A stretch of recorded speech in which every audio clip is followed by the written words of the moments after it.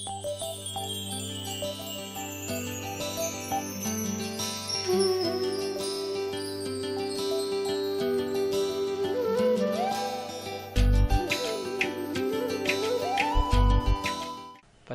పురాణములను అందించినటువంటి వ్యాస భగవానుడే మనకి భాగవతాన్ని కూడా అందించాడు. మిగిలిన పురాణములను అందించడం వేరు, భాగవతాన్ని అందించడం వేరు. భాగవతం వ్యాస భగవానుడి యొక్క నైరాశ్యంలోంచి ఉద్భవించింది. ఇన్ని పురాణములను అందించాను, ఇంత వాంగ్మయాన్ని ఇచ్చాను, మహాభారతాన్ని ఇచ్చాను, అయినా నా మనసులో ఏదో వెలితిగా ఉంది, ఎందుచేత ఇలా వెలితిగా ఉంది అని సరస్వతీ నదీ తీరంలో విహరిస్తున్నటువంటి వ్యాస భగవానుడికి నారదుడు ప్రత్యక్షమై హరికథలతోటి భక్తుల యొక్క చరిత్రలతో కూడుకున్నటువంటిది, 4 పురుషార్థములను వివరించగలిగినటువంటిది, ఉపనిషత్తుల యొక్క సారాంశమైనటువంటి జ్ఞానమునకు ఆలవాలమైనది భాగవత రచన చేయకపోవడమే నీ మనసులో ఏర్పడినటువంటి వెలితికి కారణమని చెప్పిన కారణం చేత వ్యాస భగవానుడు భాగవతాన్ని రచించడానికి పూనుకున్నాడు. వ్యాసుడు రచించినటువంటి పురాణములనన్నిటినీ ప్రవచనం చేసినటువంటి వారు ఇతరమైనటువంటి ఆ సూతుడు ప్రవచనం చేశాడు. కానీ ఒక్క భాగవతాన్ని మాత్రం సూతుడు ప్రవచనం చేయలేదు, శుకబ్రహ్మ ప్రవచనం చేశారు. భాగవతాన్ని ప్రవచనం చెయ్యగలిగినటువంటి శక్తి కలిగిన కుమారుడు జన్మించాలనేటటువంటి కోరికతో వ్యాస భగవానుడు పరమేశ్వరుణ్ణి ఉద్దేశించి చేసినటువంటి తపస్సు యొక్క ఫలితమే శుకబ్రహ్మ యొక్క జననము. పుట్టుక చేతనే జ్ఞాన వైరాగ్యములు కలిగినటువంటి మహాపురుషులు 2 చెప్పబడతారు శాస్త్రంలో. ఒకరు శుకబ్రహ్మ, ఒకరు వామదేవుడు.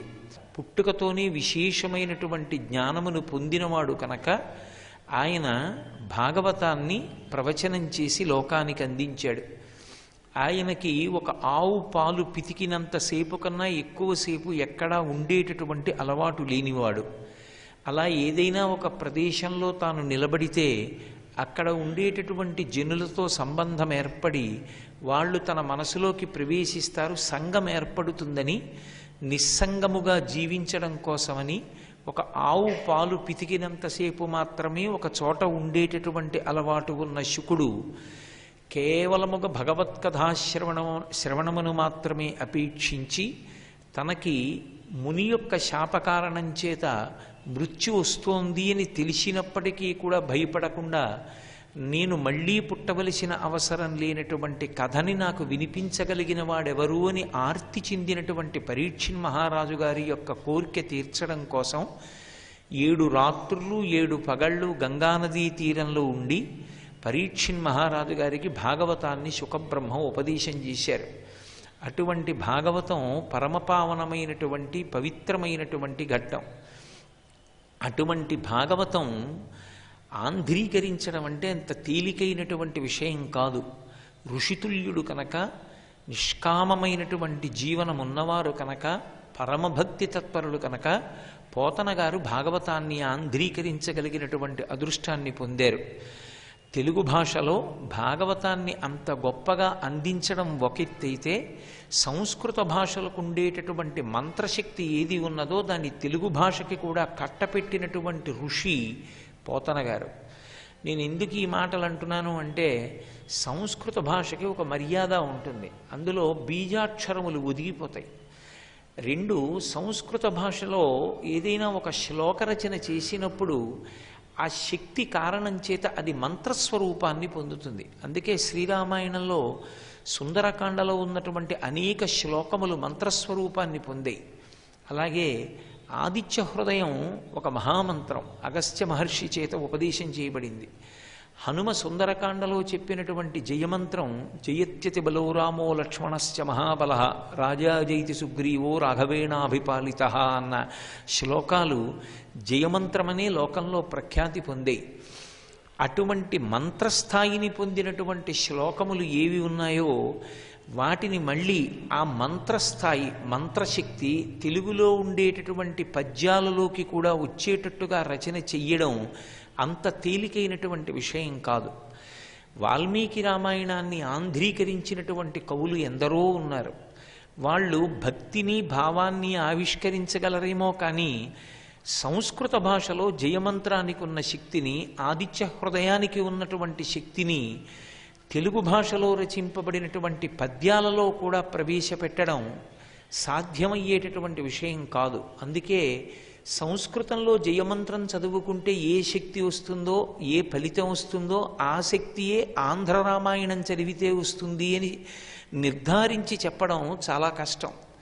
అలాగే రామాయణంలో ఉన్న ఆదిత్య హృదయం చదువుకుంటే ఎటువంటి శక్తి కలుగుతుందో అటువంటి శక్తి ఆంధ్రీకరింపబడిన రామాయణంలో ఉన్నటువంటి ఆదిత్య హృదయాన్ని చదువుకున్నా కలుగుతుంది అని చెప్పడం సాధ్యం కాదు. కానీ భాగవతం సంస్కృతంలో ఉన్నదాన్ని చదువుకుంటే, పారాయణ చేస్తే ఏ ఫలితాలు వస్తాయో, పోతన గారి చేత ఆంధ్రీకరింపబడినటువంటి భాగవతం చదువుకున్నా కూడా అదే శక్తి కలుగుతుంది. నేను మీతో ఒక ఉదాహరణ చెప్పాలి అంటే, గజేంద్రమోక్షణ కథ చదువుకున్న, గజేంద్రమోక్షణ కథలో గజేంద్రుడు చేసినటువంటి ప్రార్థన ప్రతిరోజు చదివిన ఏ ఫలితం వస్తుందో, ఏ భగవత్ కృప కలుగుతుందో అదే కృప పోతన గారి చేత ఆంధ్రీకరింపబడినటువంటి భాగవతాన్ని చదివినా, గజేంద్రమోక్షణంలో ఉన్న పద్యాలు చదివినా కూడా కలుగుతుంది. రుక్మిణీ కళ్యాణ ఘట్టంలో ఉన్నటువంటి శ్లోకాలు వ్యాసకృతమైనవి చదివితే ఏ ఫలితాలు వస్తాయో, పోతన గారి చేత ఆంధ్రీకరింపబడినటువంటి రుక్మిణీ కళ్యాణ ఘట్టంలోని పద్యములను చదివినా కూడా అదే ఫలితము సిద్ధిస్తుంది. అంటే సంస్కృత భాషలో మూలంలో ఉన్నటువంటి భాగవతంలో ఉన్న శ్లోకముల యొక్క శక్తిని కూడా యథాతథంగా తీసుకొచ్చి తెలుగు భాషలో రచింపబడినటువంటి పద్యముల యందు ప్రవేశపెట్టగలిగినటువంటి సమర్థత కేవలం ఒక కవిగా పద్యరచన చేయడం వల్ల పోతన గారు సాధించినది కాదు. ఆయన మహానుభావుడు, ఋషితుల్యుడు. ఆయన ఒక గ్రహణ సమయంలో నదీ తీరంలో కూర్చుని చేస్తున్నది పంచాక్షరి మహామంత్రం. ఆయనకి కులదైవం పరమశివుడు. కానీ విష్ణు కథలతో కూడుకున్నటువంటి భాగవతాన్ని ఆంధ్రీకరించే శక్తి కలగాలని అపేక్షిస్తే రామచంద్రమూర్తి ప్రత్యక్షమై పోతన గారిని అనుగ్రహించినటువంటి కారణం చేత ఆయన భాగవతాన్ని అంత గొప్పగా ఆంధ్రీకరించగలిగారు. అందుకే ఆయన చెప్పుకున్నారు, పలికిడిది భాగవతమట, పలికించు విభుండు రామభద్రుండట, నే పలికిన భవహరమగునట, పలికెద వీరుండుగాధ పలుకగనేలా అని చెప్పుకున్నారు. పోతన ఆంధ్రీకరిస్తున్నాడు అని కనపడుతుంది లోకానికి, కానీ నేను కాదు ఆంధ్రీకరిస్తున్నది. నా వెనక రామచంద్ర ప్రభు ఉండి ఆయన నన్ను ఉపకరణంగా స్వీకరించి నా చేత ఆంధ్రీకరింపచేస్తున్నాడు. ఎందుకు నన్ను ఉపకరణంగా స్వీకరించాలి అంటే, నేను ఇంక మళ్ళీ పుట్టవలసినటువంటి అవసరం లేని స్థితిని నాకు కల్పించాలని, ఈ భవరోగం నుండి నన్ను విముక్తుణ్ణి చెయ్యాలని, జనన మరణ చక్రస్వరూపమైనటువంటి సంసారము నుండి నన్ను ఉద్ధరించాలని, ఇక పుట్టవలసిన అవసరం లేని పునరావృత్తిరహిత శాశ్వత శివ సాయుధ్య స్థితిని నాకు కల్పించాలని నా యందు అనుగ్రహంతో రామచంద్ర ప్రభువు నన్ను ఉపకరణంగా స్వీకరించి నా చేత భాగవతాన్ని ఆంధ్రీకరింపచేసి ఆ ఫలితంగా నాకింత గొప్ప వైభవాన్ని కట్టపెట్టాలనుకుంటున్నారు తప్ప ఇది నా అంత నాకు కలిగినటువంటి శక్తి కాదని విశేషమైన వినయాన్ని ఆవిష్కరించినటువంటి మహాపురుషులు పోతన గారు. అందుకే పోతన గారి చేత రచింపబడినటువంటి భాగవతం రామచంద్రమూర్తికే అంకితం ఇవ్వబడింది తప్ప ఎన్ని రకములైన ప్రలోభములు వచ్చినప్పటికీ కూడా పోతన గారు భాగవతాన్ని రాజులకు అంకితం ఇవ్వడానికి అంగీకరించలేదు. కేవలముగా ఏదో మనసుని నిగ్రహించుకుని ఇస్తానన్నాను కాబట్టి ఇవ్వాలి, ఈ ఇవ్వడం వల్ల నాకింత పోయిందన్న బాధతో ఇచ్చిన వారు కాదు. వారి యందున్నటువంటి భక్తి వైరాగ్యములను పరిశీలనం చేస్తే వారు రచన చేసినటువంటి ఒక్క పద్యంలో తెలుస్తుంది.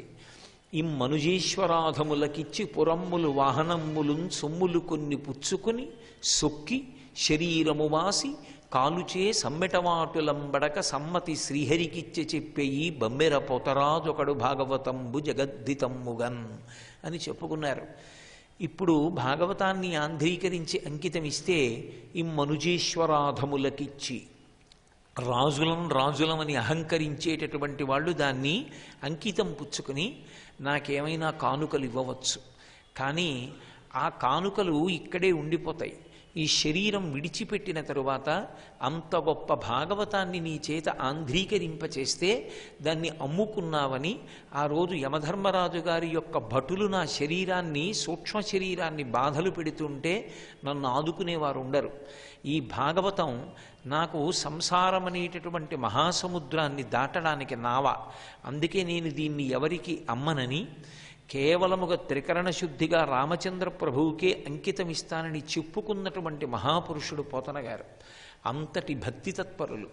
అటువంటి పోతన గారు తెలుగు భాషకి చెందినవారు కావడం, అటువంటి తెలుగు భాషకి చెందిన వారిగా మనం కూడా జన్మించడం, ఆంధ్ర భాషలో రచింపబడినటువంటి భాగవతాన్ని ప్రవచనం చేసుకోవడం, అది కేవలంగా పరమేశ్వరుని యొక్క నిర్హేతుక కృపాకటాక్ష వీక్షణముల చేత లభించవలసినదే తప్ప ఇది నేను వినడానికో, ఇది నేను చెప్పడానికో, నాకు పురాకృతమైనటువంటి ఈ పుణ్యం ఉన్నది అని చెప్పడం ఎవరికీ సాధ్యమయ్యే విషయం కాదు. ఎందుచేత అంటే పోతన గారే ఒక చోట ఒక మాట చెప్పుకున్నారు. ఈ భాగవతమ్ము తెలిసి పలుకుట కష్టమ్ము శూలికైన దమ్మి చూలికైన విభుధ జనుల వలన వినినంత కనినంత తెలియవచ్చినంత తేటపరుతూ అన్నారు. భాగవతం విన్నాను అని చెప్పడం కానీ, భాగవతం నాకు అర్థమైంది అని చెప్పడం కానీ సాధ్యమయ్యే విషయం కాదు. అది మహాసముద్రం. నెగడలో కర్ర పెట్టి కదిపితే నిప్పురవ్వలు ఎలా పైకి రేగుతాయో అలా భాగవతాన్ని ఎప్పుడు చదివినా సరే చదువుతున్నప్పుడల్లా పద్యాలలో కొత్త కొత్త విశేషాలు ద్యోతకం అవుతుంటాయి. అందుకే ఒకే భాగవతం మీద ఎంతమంది ఎన్ని రకాల వ్యాఖ్యానాలు ఇచ్చి తరించిపోయారు. ఎవరు ఏ కళ్ళజోడు పెట్టుకు చూస్తే వాళ్ళకి భాగవతం అలా కనపడింది. అలా కనబడగలిగినటువంటి సమర్థత భాగవత ఆంధ్రీకరణమునందు పోతన గారు ఆవిష్కరించారు. అటువంటి భాగవతంలో అమృతభాండముల వంటి ఘట్టములు అని చెప్పడం, ఇవి మాత్రమే అనడం ఎవరికీ సాధ్యం కాదు. ఎందుచేత అంటే చెరుకు కర్ర ఏ చివరి నుంచి మొదలుపెట్టి ఏ చివరి వరకు తిన్నా అంతా తీయగా ఎలా ఉంటుందో భాగవతం అంతా ఆపాత మధురమే. అంత మధురమైనటువంటి పురాణము, అంత మధురమైనటువంటి రచన, అంత చక్కటి తెలుగు బహుశः మనకెక్కడా కనపడదు. పోతన గారికి పోతన గారే సాటి.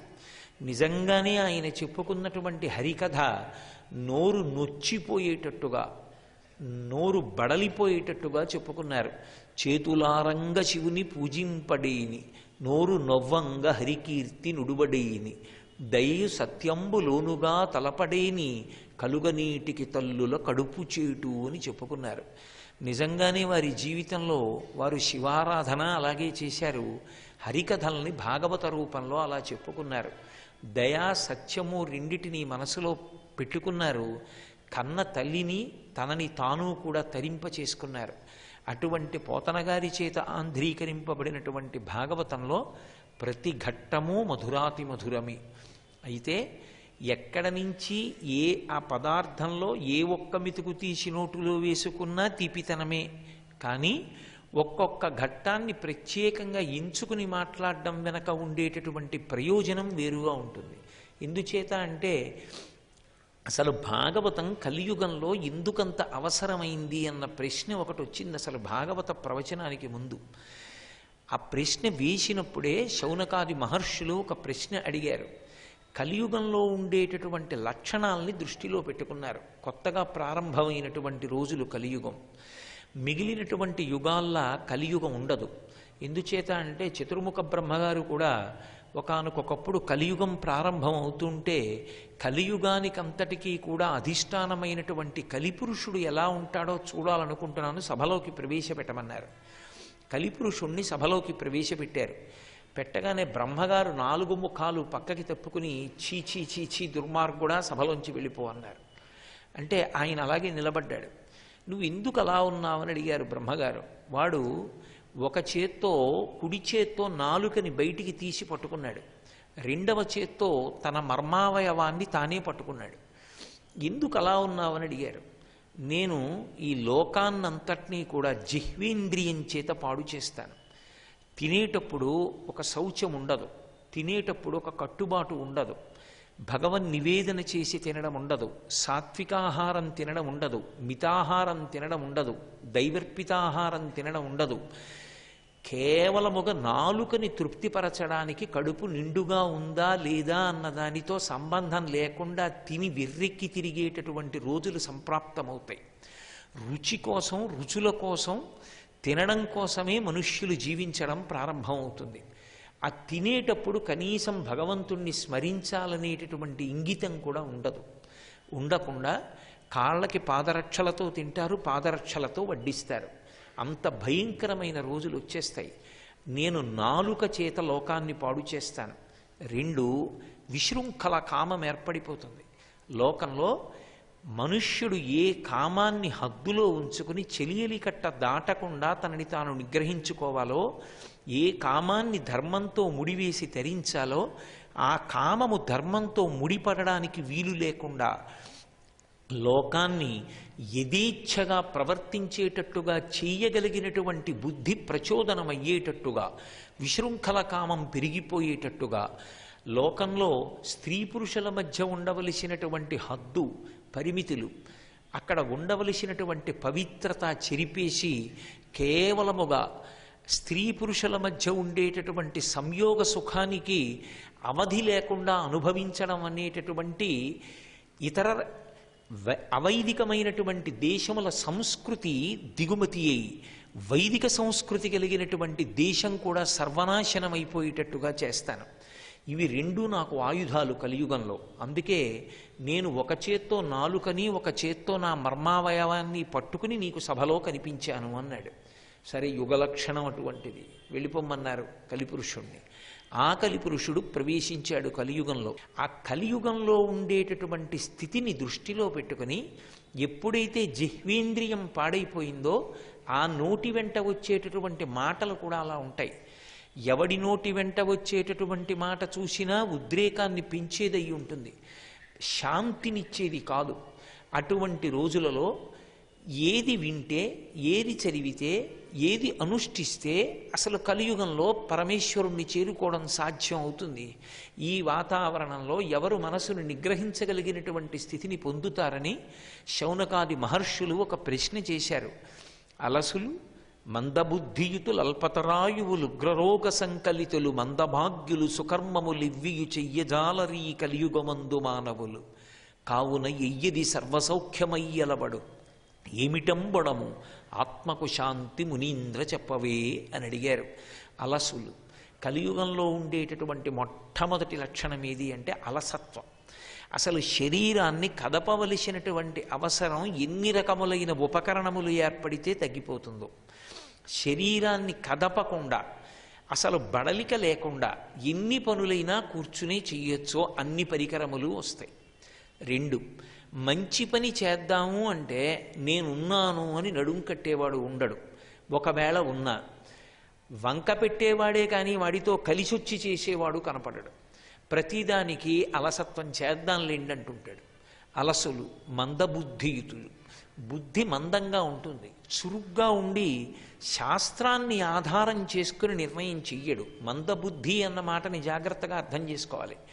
మందబుద్ధి అంటే ఆలోచన లేకపోవడం కాదు.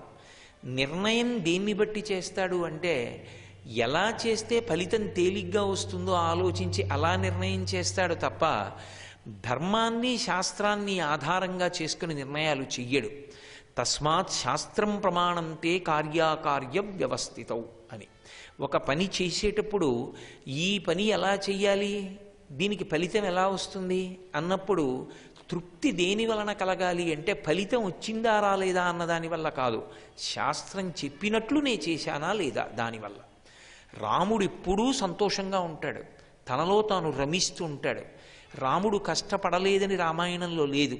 కానీ రాముడు ఎందుకు తృప్తిగా ఉంటాడు అంటే రాముడు నేను శాస్త్రం చెప్పినట్టు చేశానా లేదా, శాస్త్రం చెప్పినట్టు బ్రతికాను, తృప్తిగా ఉంటాడు. దాని వలన జరిగిందా జరగలేదా అనుషంగిక ప్రయోజనం. ధర్మాన్ని పట్టుకున్నప్పుడు జరగకపోవడం ఏంటి, జరిగి తీరుతుంది. అందుకే త్రేతాయుగంలో ఉన్న రాముడు కలియుగంలో కూడా ఆరాధనీయుడయ్యాడు. కాబట్టి శాస్త్రాన్ని దృష్టిలో పెట్టుకుని చేసేవాడు ఉండడు, తన బుద్ధికి తోచింది కాబట్టి ఇలా చేస్తే ఫలితం తొందరగా వచ్చేస్తుంది అన్నది ఎక్కడ ఉంటుందో అలా చెయ్యడం మొదలు పెడతారు. మీరు చూడండి, అందుకే పూర్వం వ్యవసాయం మీద ఎక్కువ ఆధారపడేవారు. 3 నెలలు కష్టపడి వ్యవసాయం చేసి భగవంతుడి అనుగ్రహంతో పంట ఇంటికి తెచ్చుకోవడం అనేది ఉండేది. ఇప్పుడు ఇవాళ పొద్దున్న పెట్టుబడి పెడితే సాయంకాలానికి ఫలితాలు వచ్చేయాలి. ఇప్పుడు తీసుకెళ్ళి 100 రూపాయలు పెట్టి ఏదో కొంటే వార్తల్లో చూపించి ఇలా పైకెక్కే గీతల్లో మధ్యాహ్నం అయ్యేటప్పటికి 1000 రూపాయలు అయిపోవాలి తప్ప ఎవడూ కూడా 3 నెలలు నాగలి పట్టుకుని వ్యవసాయం చేసి పంట పొందేటటువంటి వృత్తి వైపుకి ఆభిముఖ్యం తగ్గిపోతూ ఉండడానికి కారణం కలియుగం యొక్క లక్షణం. మందబుద్ధియుతులు, అల్పతరాయువులు. కలియుగంలో ఉన్న ఆయుర్దాయం 100 ఏళ్ళు. ఒకప్పుడు ఇతర యుగాల్లో కొన్ని వేల సంవత్సరాలు, దశరథుడు 60,000 సంవత్సరములు జీవించాడు, అప్పుడు అది ఆయుర్దాయం. ఇప్పుడు పూర్ణాయుర్దాయం 100 సంవత్సరాలు. 100 సంవత్సరములు స్ఫురణ శక్తితో ఉండాలి, అంటే జ్ఞాపక శక్తితో ఉండాలి, ఏదైనా జ్ఞాపకం తెచ్చుకోగలగాలి. కానీ అసలు 100 సంవత్సరములు అలా ఉండేవాడు ఉండడు, మంచాన పడి ఉండడం కాదు, స్ఫురణ శక్తితో జీవించగలగాలి. కాబట్టి అల్పతరాయువులు, ఉగ్రరోగ సంకలితులు. ఎన్ని ఔషధాలు వస్తాయో ఔషధం లేదన్న రోగాలు కూడా అన్నీ ఉత్పన్నమవుతుంటాయి. లోకంలో ధర్మం ఉన్నది అన్న మాటకు అర్థం ఏమిటంటే రోగమునకు ఔషధం ఉండాలి. ఔషధాలు ఎన్ని ఉన్నా ఈ రోగానికి ఔషధం లేదండి అన్న కొత్త రోగం ఒకటి ప్రబలుతూ ఉంటుంది. ఔషధాలు లేక పడిపోతుంటారు జనం, పురుగులు రాలిపోయినట్టు రాలిపోతుంటారు. కాబట్టి ఉగ్రరోగ సంకలితులు, మందభాగ్యులు. ఐశ్వర్యం తక్కువ ఉంటుంది. ఐశ్వర్యం తక్కువ ఉంటుందన్న మాటని మీరు జాగ్రత్తగా అర్థం చేసుకోవాలి. ఐశ్వర్యం తక్కువ ఉంటుంది అంటే డబ్బు తక్కువ ఉంటుంది కాదు, తృప్తి తక్కువ ఉంటుంది అని. ఎవరు ఐశ్వర్యవంతుడు అంటే తృప్తి కలిగిన వాడు ఐశ్వర్యవంతుడు. రామాయణం బాలకాండ చెప్తూ మహర్షి అంటారు, నా కుండలి నామకుటి నాస్రగ్వి నాల్పభోగవాన్ అంటారు. అల్పభోగం ఉన్నవాడు అయోధ్యలో లేడు అన్నారు. అందరూ అధికంగా భోగాలు పొందిన వాళ్లే అంటే అందరూ డబ్బున్న వాళ్ళనేది అనర్థం కాదు. ఎవడికి ఏది దొరికిందో ఈశ్వర కృపతో దానితో వాడు తృప్తిగా ఉంటాడు. ఇంతకన్నా నాకేం ఉండాలంటాడు. ఏమండి మీకు ఎందుకండి అంత తృప్తి, మీకు ఇది లేదుగా అని మీరు అన్నారనుకోండి, వాడికి తృప్తి దేనివల్ల అంటే నాకు ఇది ఉన్నది అని కాదు, నాకు ఏది లేదు అని. నాకు ఇదే ఉన్నది అన్నవాడికి ఒకటి లేదన్న భావన ఒకటి ఉంది, కాబట్టి అసంతృప్తికి ఏడవడానికి కారణం ఉంది. నాకేది లేదు అని ఒకడు అన్నాడు అనుకోండి, వాడికి తృప్తి తప్ప అసంతృప్తి లేదు, ఏడవడానికి కారణం లేదు. కాబట్టి తృప్తికి కారణం ఎక్కడుంటుంది అంటే నాకేది లేదన్న భావనలో ఉంటుంది. నాకేది లేదన్న భావన చెయ్యాలి అంటే సంస్కారం ఉండాలి తప్పించి ఆయన అలా అంటారు కానండి మాకు ఇది లేదు కదండి అన్నవాడికి లేనిది ఏదో ఒకటి ఉంటుంది. నేను కళ్ళు లేనటువంటి వాళ్ళు ఉన్నటువంటి శరణాలయాలకి వెళ్ళడం కూడా తటస్థించింది. 2 కళ్ళు లేనటువంటి వాళ్ళు పొందేటటువంటి పరివేదన, వాళ్ళు పొందుతున్న బాధని చూస్తే వాడితో పోల్చినప్పుడు మనం పొందుతున్నటువంటి సుఖాలు కోట్ల రెట్లు ఎక్కువ. నా ఉపన్యాసం వినడానికి వచ్చేవారు, వాళ్ళకి నన్ను ఒక్కసారి చూడాలని కోరిక. ఎలా తీరుతుంది? మనం ఇన్ని చూస్తున్నాం, ఇన్ని వింటున్నాం, దేవాలయం చూస్తున్నాం, ధ్వజస్తంభం చూస్తున్నాం, పూల చెట్టు చూస్తున్నాం, తీగ చూస్తున్నాం, పర్వతం చూస్తున్నాం. వాడు ఏమి చూశాడు జీవితంలో? వాడు ఏమి చూడలేదు. మరి వాడితో పోలిస్తే నేను ఇన్ని సుఖాలు అనుభవిస్తున్నాను. వినలేని వాళ్ళు ఉన్నారు, నేను ఇన్ని వింటున్నాను. నేను పొందుతున్న సుఖాలతో సమానమైన సుఖాలు పొందలేనిపోతున్న వాళ్ళు ఎంతమంది ఉన్నారు? మాట లేని వాళ్ళు ఎందరో ఉన్నారు. నేను ఎన్ని మాటలు మాట్లాడి సుఖాన్ని పొందుతున్నాను. కాబట్టి తృప్తి పొందడం అనేటటువంటిది నీకున్నది గుర్తు చేసుకుంటే తృప్తి. నీకు లేనిది గుర్తు చేసుకోవడం అలవాటైనంతకాలం దరిద్రం ఉంటుంది, ఉన్నది గుర్తు చేసుకున్నంతకాలం ఐశ్వర్యం ఉంటుంది. సర్వం శ్రీ ఉమామహేశ్వర పరబ్రహ్మార్పణమస్తు. స్వస్తి.